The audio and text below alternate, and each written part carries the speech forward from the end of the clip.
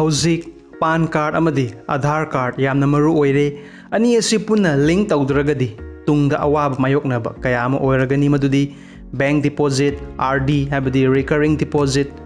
FD fixed deposit paisa fangadaba pension scheme ticketing personal life ta problem kaya ama oigani government 30 June 2021 last date hairamba du amuk sangdoaga 30 September 2021 fauba oire tha ahum masigi manungda isagi PAN card amadi Aadhaar card link tawbiu leitragadi yangna semdokpiu isana pairiba mobile adugi matengna Google Chrome da changbiraga www.incometax.gov.in website asida Aadhaar number PAN number phone number fill up tawbirba matung OTP ama lakani OTP adu hapiu automatic success SMS lakani friends amadi relatives mayamda information asi share tawbiu ani suba tutor gi pauda ngasi India gi law and IT minister Ravi Shankar Prasad ki tutor account lock tawsilakhi tha kharni gi mamangda Indian IT gi anoba rules and regulation ngak na chatkadabani haiba matamda atopa social media loina yakhre tutor khaktani asida khurau thang laga leiribasi IT minister gi tutor account adu lock toraba pung ama matung unlock pudi tawrakle asidi India government da tutor company na sikna bani government na tutor company da warning piri madudi karigumba anoba rules and regulation ngak na chatpa ngamdragadi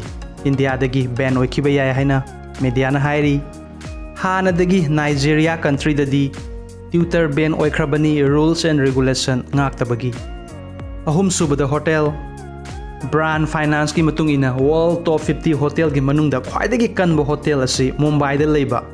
Tata Group ki Taj Hotel na oire asida lunanba marketing investment customer familiarity staff satisfaction pumnamak yaure Tata na India gi mingchat asuki matik ohelli mari subada mobile Jio amadi Google pulaga anoba 5G mobile world gi oina khwaidagi ahongba Jio Phone Next Android 10 September 2021 Ganesh Chaturthi numita launch tawgadari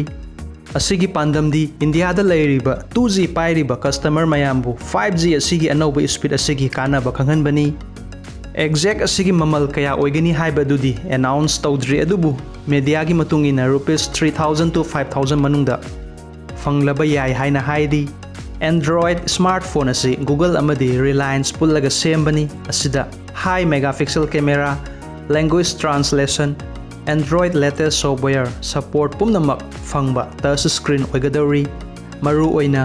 millions of Indian gi anoba mobile oigadori haina Google gi CEO Sundar Pichai na hairi 5G mobile leibagi plan leibiragadi